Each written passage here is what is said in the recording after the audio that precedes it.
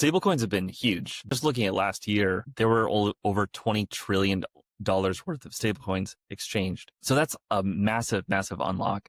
Looking at Tether specifically, $10 trillion worth of payments last year. And so that's outpacing Visa and Mastercard.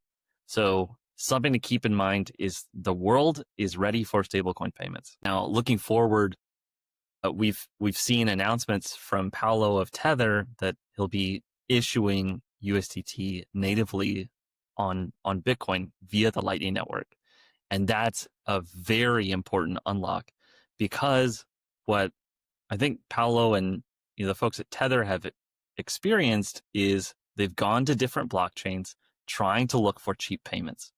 And what they've, kind of arrived at is very centralized blockchains that still aren't able to scale. What we've seen with Tron is that transactions are actually costing $3 to $6 per transaction. And I'm seeing that rise exponentially. It's kind of is doing this, parabolic curve upwards. And that's not a great situation when you're using something that is as centralized as possible for efficiency. But Lightning Network is actually very important to keep it decentralized and be able to deliver the scale of payments that you actually want to deliver. So that's going to be a huge unlock. And, additionally, when I'm talking to people about accepting Bitcoin payments, the number one objection is Bitcoin's volatility, because it may introduce cash flow problems for businesses that are dealing with tighter and tighter margins, as they've been taking as income this inflationary currency. And it doesn't mesh well with that transition.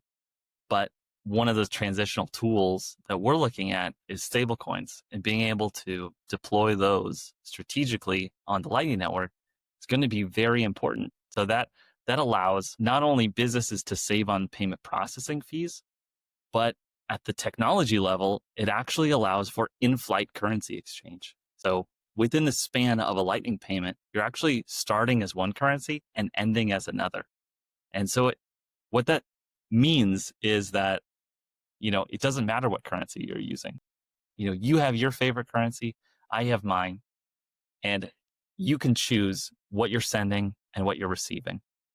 And that's a huge, huge unlock for the entire, payment space, as well as, Bitcoin's adoption as really that neutral base of this entire network. You have that trustless token that is Bitcoin that can interface between all of these currencies on the edges.